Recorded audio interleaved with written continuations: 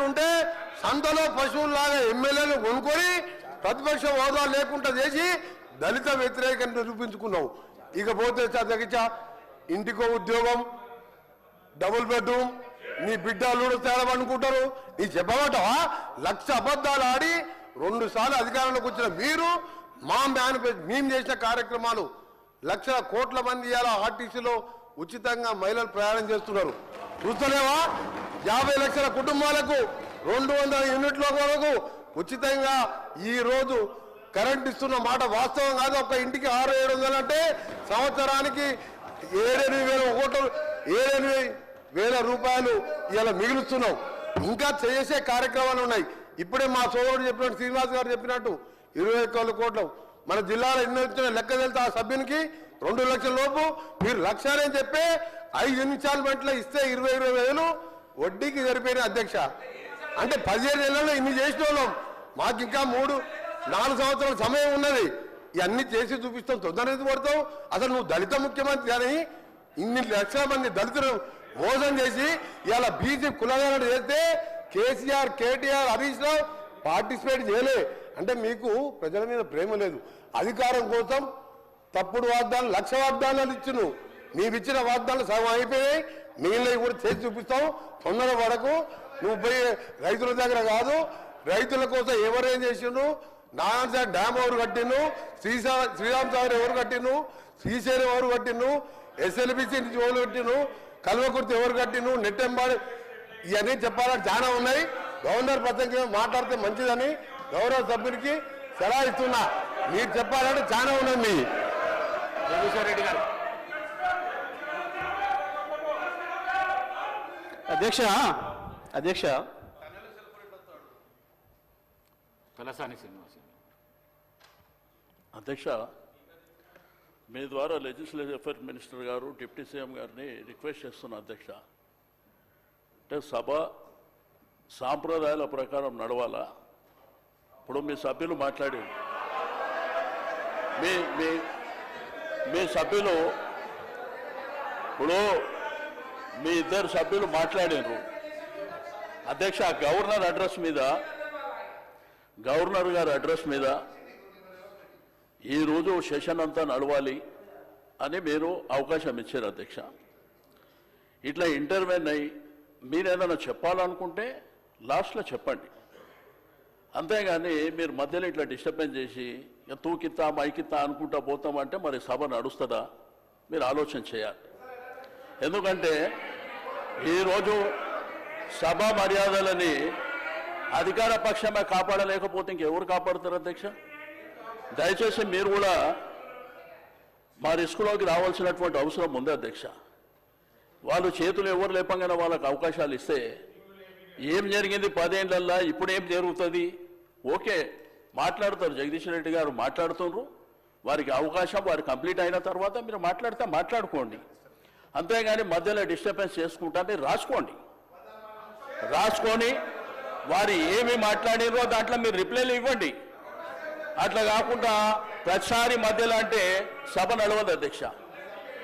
ఎందుకంటే మళ్ళీ వాళ్ళు మాట్లాడతారు, మళ్ళీ మేము మాట్లాడతామంటాము, మళ్ళీ మిగిలిన సభ్యులు మాట్లాడతామంటే అనవసరంగా సభ నడవదు అధ్యక్ష.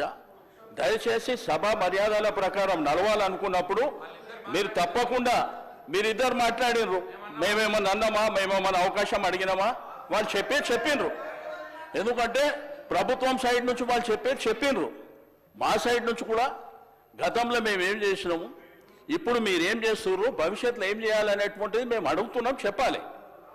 అంతేగాని మీరు ప్రతిసారి మధ్యలో 2 నిమిషాలకు 3 నిమిషాలకు ఆయన స్టార్టే చేయకముందు ఆయన ఇంకా ఒక 2-3 నిమిషాలు మాట్లాడకముందే మీరు ఇద్దరిద్దరు మాట్లాడి ఇట్లా బుల్డోజ్ చేస్తాము, మాకు అధికారం ఉన్నది, మాకు మందబలం ఉన్నది కాబట్టి మేము చేస్తామంటే మీ ఇష్టం అధ్యక్ష. అది మేము కూడా ఏం చేసేది లేదు. ఎందుకంటే మీరు ఇదే విధంగా జరిగితే మమ్మల్ని రమ్మంటారా రావద్దంటారా మీరే చెప్పాలి. ఎందుకంటే ఇట్లా చేసుకుంటా పోతే కరెక్ట్ కాదు అధ్యక్ష. కాబట్టి దయచేసి నేను గౌరవ శాసనసభ వ్యవహారాల మంత్రి గారికి, డిప్యూటీ సీఎం గారికి రిక్వెస్ట్ చేస్తున్నా, మీరు దయచేసి మీరు మీ సభ్యులని తప్పకుండా మాట్లాడేటువంటి అవకాశం అందరికీ ఉంటుంది. కాబట్టి ఆర్డర్ ప్రకారం మాట్లాడేటువంటి కార్యక్రమాన్ని మీరు నిర్వహించాలని చెప్పి నేను రిక్వెస్ట్ చేస్తున్నా. సభ్యులు తలసాని శ్రీనివాస్ యాదవ్ గారు అంటే ఏలనేని గౌరవము. మరి వారు సీనియర్ శాసనసభ్యులు, కానీ ఎవరికంటే వాళ్ళకి నేను ఇవ్వలేదు. గవర్నర్ ప్రసంగం పైన ఆది శ్రీనివాస్ గారు మాట్లాడినరు, మా ఈ సభ విప్పు, అందుకే వారికి అవకాశం ఇచ్చిన. తర్వాత మంత్రి గారు అడిగితే మంత్రి గారికి ఇచ్చిన. నా రిక్వెస్ట్ కూడా మీతో ఒకటే, ప్రతిపక్షాలకు గవర్నర్ ప్రసంగం పైన మాట్లాడితేనే మంచిది. డీవియేషన్ అయితే తప్పకుండా అక్కడికి వెళ్ళి ప్లీజ్.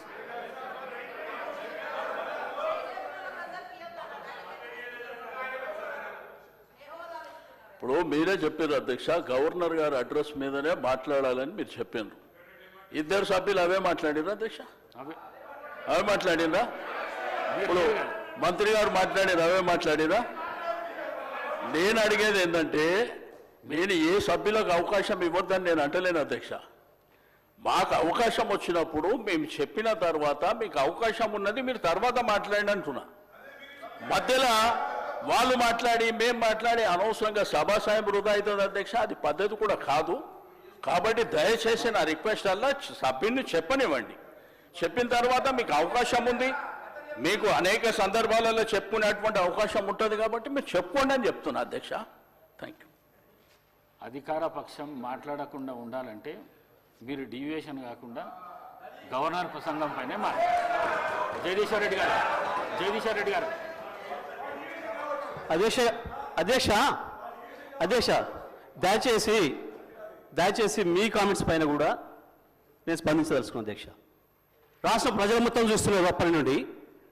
నేను దీంట్లో నుంచి ఒక అక్షరం పక్కకు పోయినా, ఇప్పుడు వారు మంత్రి గారు మాట్లాడిందో ఇంకోరు మాట్లాడిందో ఇందులో ఏమైనా ఒక అక్షరం సంబంధం ఉందా, దాన్ని మీరు తేల్చండి. ఈ సభలో ఉండమంటే ఉంటా, పొమ్మంటే పత్త అధ్యక్ష. నేను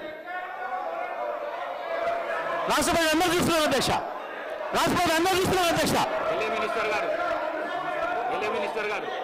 అధ్యక్ష, వారు గతంలో మంత్రిగా చేసిన వారు, అనుభవం ఉన్న వ్యక్తి జగదీశ్వర్ రెడ్డి గారు. ఈ విధంగా ప్రస్తావన తీసుకొచ్చి స్పీకర్ గారిని బెదిరించే మాట మాట్లాడకుండా ఉంటే బాగుంటుంది అధ్యక్ష. తప్పకుండా వారు వాపసు తీసుకోవాలి. ఖచ్చితంగా కూడా బెదిరించడం జరుగుతూ ఉంది అధ్యక్ష.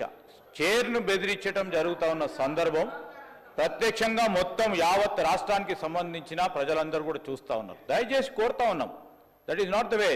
శ్రీనివాస్ యాదవ్ గారు 2 విషయాలు చెప్పారు, మేము విన్నాము. మళ్ళా అదే ప్రస్తావన తీసుకొచ్చి ఈరోజు వారు చెప్తా ఉన్నారు అధ్యక్ష, గవర్నర్కు సంబంధించిన ప్రసంగానికి సంబంధించి ఏదో మాట్లాడినారు, ఆర్టిఫిషియల్ ఇంటెలిజెన్స్ అన్నారు, ఇంకేదో అన్నారు, ఇంకా విన్నాం. దానికి కూడా సమాధానం చెప్తాం, దానికి ఏం ప్రస్తావన లేదు. తిరిగి తీసుకొచ్చి గవర్నర్ ప్రసంగమే విషయంలో అనేక సందర్భాల్లో వారు చెప్పుకుంటూ పోయి 10 నిమిషాల తర్వాత ప్రసంగానికి సంబంధించిన అంశం మాట్లాడకపోక మా మంత్రి గారు కానీ మా సభ్యులు కానీ స్పందించడం జరిగింది. ఈరోజు వారు కంపారిజన్ తీసుకొస్తా ఉంటే సంవత్సరంలో మేమేం చేసినాం, 10 సంవత్సరాల్లో ఏం చేయలేకపోయినారో చెప్పింది తప్ప దీంట్లో వాస్తవికంగా వారిని ఏదో కార్నర్ చేయాలనో మమ్మల్ని ఏదో అన్నారని కాదు. దయచేసి నేను గౌరవ జగదీశ్వర్ రెడ్డి గారికి తెలియజేస్తా ఉన్నా, తెలియంది కాదు. గవర్నర్ ప్రసంగానికి సంబంధించి మీరున్నది అనుభవం ఉంది, మీకు మంత్రిగా చేసిండ్రు, ఈ విధంగా చేస్తే బాగుంటుందని చెప్పండి. మేము సాధారణంగా స్వీకరించడానికి పెద్ద హృదయంతో ఉన్నాం. కానీ ప్రతి అంశాన్ని కూడా ఇది చేయలే అది చేయలే, సంవత్సర కాలంలో ఏం చేయలేస్తారు, ప్రభుత్వం ఏం చేయదలుచుకున్నది, ఏం చేయగల సత్తా ఉన్నది చూపెట్టిన అధ్యక్ష. 14 నెలలలో మేం చేసిన ప్రతి సంక్షేమ కార్యక్రమం విషయంలో వారు 2014 నుంచి 2015 వరకు ఏం చేయలేకపోయినరో 1 సంవత్సర కాలంలో నిలబెట్టి రాష్ట్ర ప్రజలకు తెలియజేసినాం. మేము ఖచ్చితంగా చెప్పదలుచుకున్నాం అధ్యక్ష. నేను దయచేసి ఈరోజు కూడా చెప్తా ఉన్నాం అధ్యక్ష, వారికంతా అనుభవం ఉంది. ఉన్న సందర్భంలో ఆ అనుభవాన్ని కూడా షేర్ చేసే ప్రయత్నం చేయమని చెప్తా ఉన్నాం. కానీ నేను ఈరోజు కూడా చెప్తా ఉన్నాం, మీరందరూ కూడా అనుభవజ్ఞులు, మీరు కూడా అనుభవజ్ఞులు సార్. మీరు మీ అందరి అనుభవం కూడా తెలియజేయండి. మన తెలంగాణ రాష్ట్ర ప్రజలకు ఉపయోగపడే విధంగా ఒక కార్యాచరణలో అడుగు పెడతా ఉన్న సందర్భంలో దాన్ని అడుగు అడ్డం వేయకుండా అడుగు కొద్దిగా ఇటు పోయినా చెప్పండి. మీరు కాదంటలేము. మీరు వ్యంగ్యంగా నవ్వినా ఏది నవ్వినా ప్రజలు మీ పరంగా వ్యంగ్యంగా నవ్వింది కనుక మేము ఇక్కడ ఉన్నాం. మేము మా పరంగా వ్యంగ్యంగా నవ్వకుండా ఉండే చూసే ప్రయత్నంలో ప్రతి అడుగు వేస్తాం. రాబోయే 4 సంవత్సరాల్లో కూడా ఈ రోజు కూడా చెప్తా ఉన్నాం అధ్యక్ష, మీరు మంచి సూచనలు ఇవ్వండి. శ్రీనివాస్ యాదవ్ గారు చెప్పిండ్రు సభా సాంప్రదాయాలతో, సరే వారు ఏ విషయంలో చెప్పిండ్రో ఏం సాంప్రదాయాలను పాటించే కార్యక్రమం చేయదలుచుకున్నాం కనుకనే ఈ విధంగా నడుస్తూ ఉన్నాం అధ్యక్ష. దయచేసి సహకరించి సబ్జెక్టు పరిమితమై ముందుకు పోవాలని కోరుతా ఉన్నాం అధ్యక్ష. జగదీశ్వర్ రెడ్డి గారు, అధ్యక్ష. జగదీశ్వర్ రెడ్డి గారు, అధ్యక్ష. జగదీశ్వర్ రెడ్డి గారు,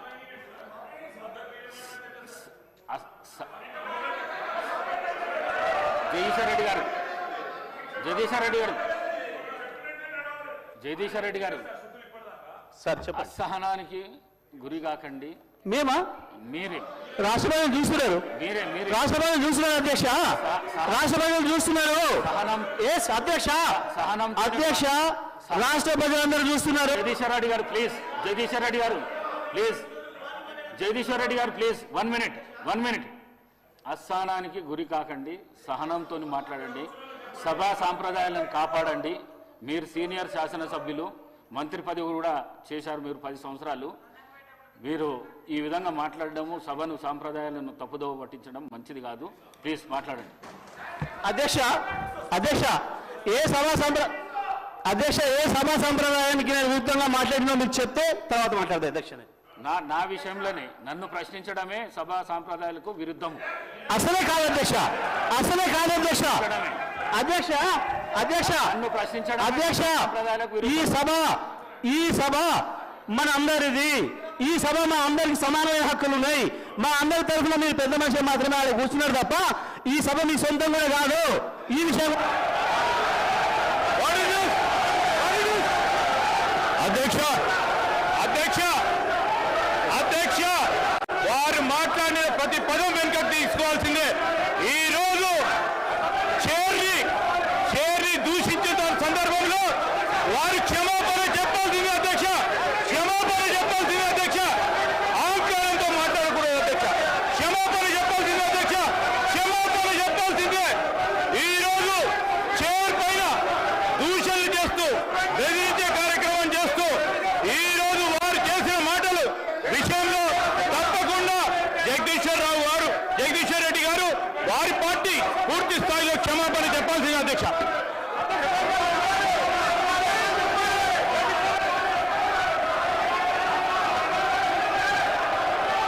స్పీకర్ సార్,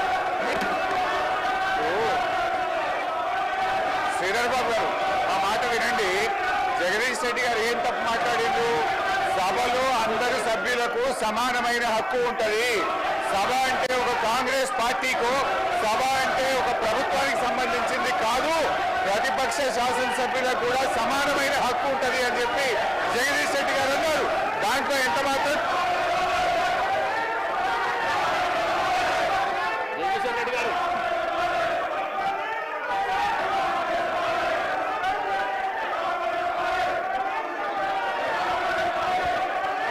అధ్యక్ష, మీరు వాళ్ళని కూర్చోబెట్టి నాకు మైక్ ఇస్తే మాట్లాడతారు అధ్యక్ష.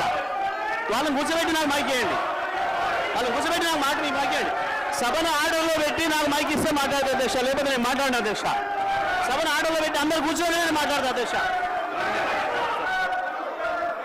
చెప్పండి. ఒక్క నిమిషం చెప్పండి. జగదీశ్వర్ రెడ్డి గారు, జగదీశ్వర్ రెడ్డి గారు.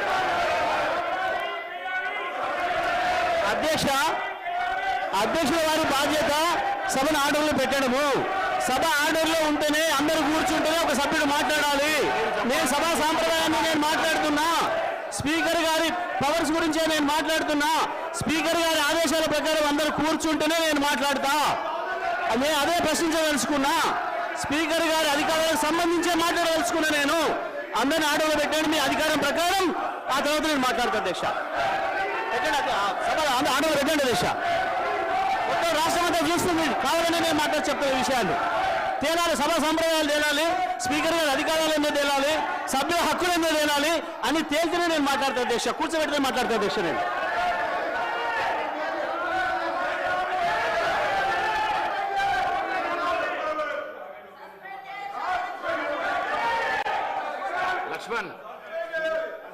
సభ్యులు జగదీశ్వర్ రెడ్డి గారు గౌరవ స్పీకర్ మా దళిత వర్గానికి చెందినటువంటి మా గౌరవ స్పీకర్ గారిని అవమానపరిచినందుకు బేషరతుగా క్షమాపణ చెప్పాలని చెప్పి మేము కోరుతున్నాము. ఎందుకంటే అధ్యక్ష ఈరోజు 10 సంవత్సరాలు ఈ రాష్ట్రంలో వారు అధికారంలో ఉన్నారు. చైర్కు గౌరవించాల్సిన కనీస మర్యాద లేకుండా పిట్ట కథలు చెప్పుకుంటూ